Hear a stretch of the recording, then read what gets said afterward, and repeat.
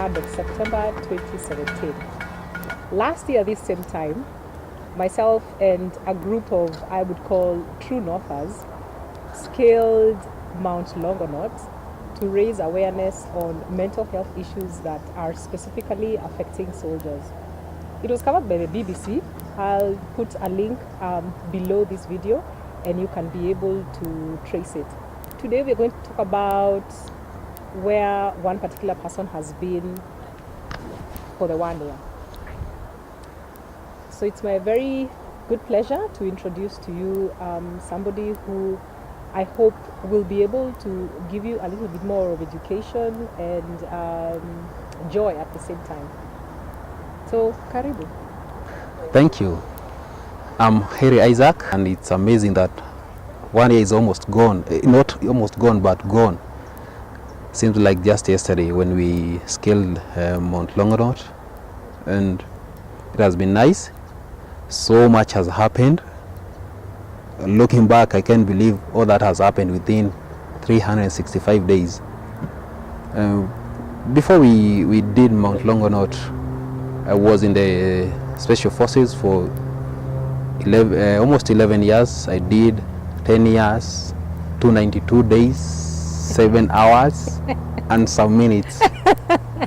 The minutes I didn't have a watch on that day, so I can't really give the minutes. On the seconds. On the seconds. Wow. Yeah. But that was my time there, and I left last year, and since then so much has changed. I ventured into places I never thought I would go to. Were all those years in the Special Forces?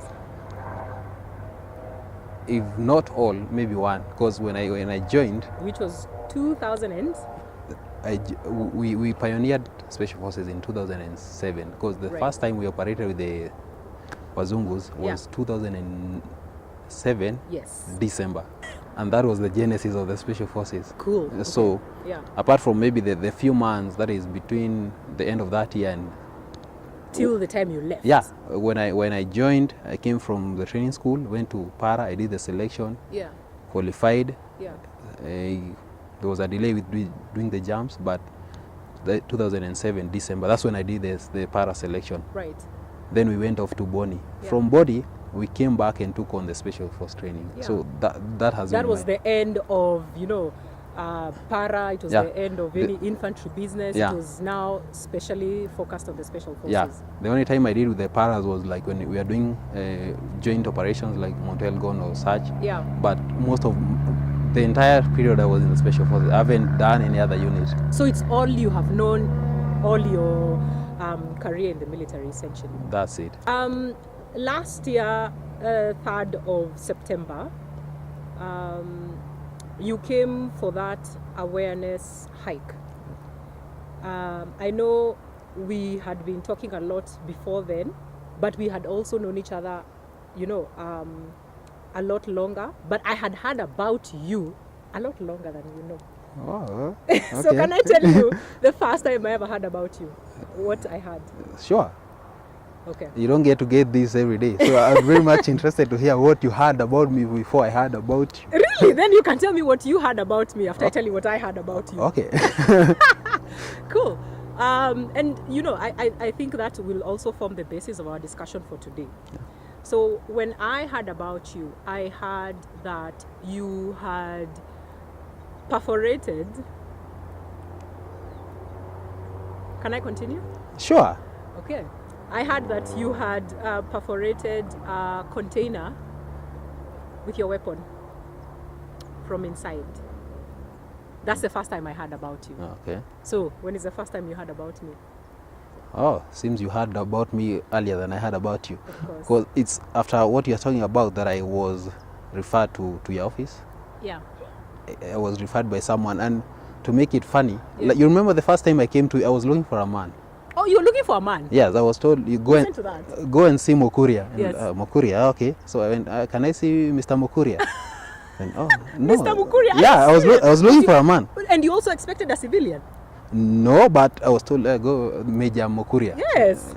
Okay. So. But you still expected a man? I expected a man. And to my surprise, when I met you, I realized, oh, we had met.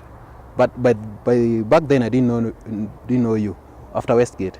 Oh, you didn't know my name. Yeah, but I Okay. remember you guys talking to us at Embakasi. Yes. Oh, that's when it linked. Oh, okay, she's Mokuria, and it's not a he, it's a she. Yeah, man. So that was the first time I heard about you. Yeah. Yeah. Cool. All right.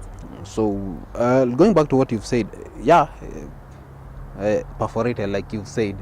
I'm being gentle. You're being gentle. Yeah. I'll also be gentle, because it wasn't really like perforated. There was a lot that had happened before that came to happen. I know. Yeah. Yeah. It was a series of events that had led to that, and Yeah. I wouldn't say it was what I had in mind or what I had planned, but Yeah. it just happened because I'll just say there was a lot of issues that were not being handled, and where you have high hopes with people to deal with, like when people are holding certain offices, you expect them to be able to handle certain issues, and when those issues are not handled, they can escalate into other things. And there's so much we all know what has been going on with Kenya forces for the last number of years. So it's like we've lost the concentration on the people who are involved in everything that is happening. So every commander, every person is really concerned with what is happening in the war front. They want results, and sometimes they tend to forget the people who are supposed to deliver those results. Okay. What is their mental health? What is their mental status? Who is taking care of them? And I think you've actually like nailed it right on the head. What is the mental state of the people who are executing these roles? And you're standing right here in front of us. What was your mental state at that particular time? In your own explanation, in your own understanding? The first thing that came to me was frustrations. Yeah. Frustrations coming from within. First, there was the initial, like, when you're dealing with the enemy, you'll get challenges, because this is not a childhood play. It's a matter of life and death. Right. So those are things that you have to deal with every day, thinking you go out there, you come back with less of your colleagues. Okay. That you can back it in the back of your mind, but when you're sitting back and you're thinking about life, as a person, it will hit you back like, oh, this has happened, it can also happen. So there was that challenge of what is happening to other people. But then again, that we could have handled, because we thought, oh, it's life. These things happen. But now it got to a point where, okay, now it's you. You see other people going through the problems, but you think, oh, it's life. But then it hits you. So it happened to you? Yeah, now it happened to me. Right. And I'm expecting the people that I work with, or the people above me, to understand that, oh, this is not just about delivering results. There's a person behind the soldier. It's not just a soldier. A soldier is a person. Right. And the position that I was holding by then required me to be in charge of people. And now when you see that frustration of guys coming to you expecting you to help them out, not knowing that you yourself, you're going through the same. I see. It really nags you. It gets you really down. I would want you to start saying me or I instead of you, because it's not me. Yeah. And to just like, what you're saying is that, number one, you cannot escape effects of the work that you do. You come with it. It's a matter of life and death. Yeah. But also what you're saying is that being in that situation is further compounded by the fact that you also have to be in charge of people who are going through the same thing. And that for you made it difficult, because even though you had people offload on you and you have your own experience, you didn't get a chance to offload on somebody else, or what? And I mean, is that the issue? Or are you saying that whichever way it happens, you will still become overwhelmed at some point?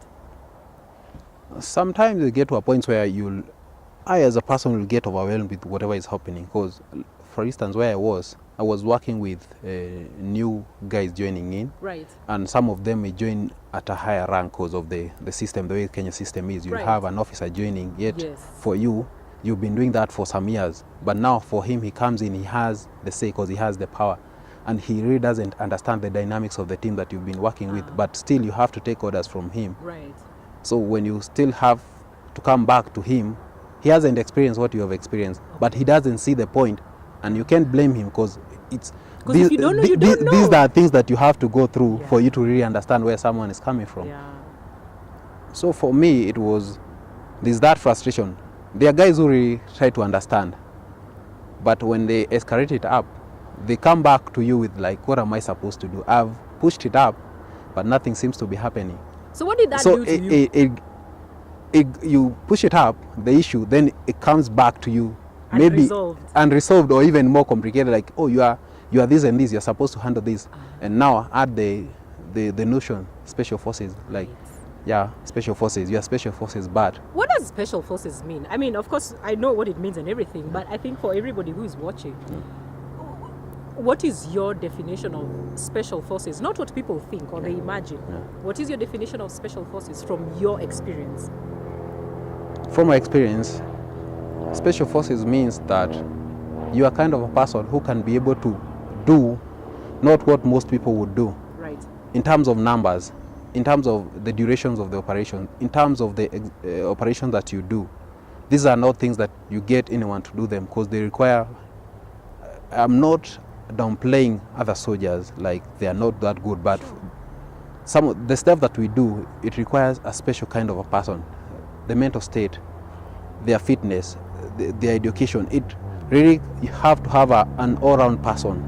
But this does not mean that this round person is immune to challenges of humanity. You are still the same person as someone who is not as well as trained as they could be handling the same issue, because you have your personal life, you have your work life, you have different aspects of your life that have to be internal. They have to still, all of them have to be working. Right. And when one is not in balance, you can be sure the other one will be affected. Most of the guys are young. You are starting your family. That's when you are starting your life. Right. You are trying to balance your family life, your work life. You could be thinking of progressing in terms of education. So such issues, all those are on you. So special forces to you means someone soldier plus one. Soldier plus one, and but someone who goes out of their way to do what others will not do. Others will not do. It's because what we do is not what everybody can do. No, that's true. Yeah. And what you're also saying is that does not extricate you from a human experience. Yeah. People will tell you you are better trained, you can handle this, but when it's you and you thinking about you, you realize that you can have the training, you can be all that, but still you remain a human being. My friend Judy Frey said something to me that was very interesting. When I was, really struggling with my identity after I left the military, and she said to me, it was you who made the uniform great. I'd never thought of that. And, speaking to you right now reminds me of that. That constantly we shall be referred to according to our trade, according to our rank, but no one really sees us. And I think,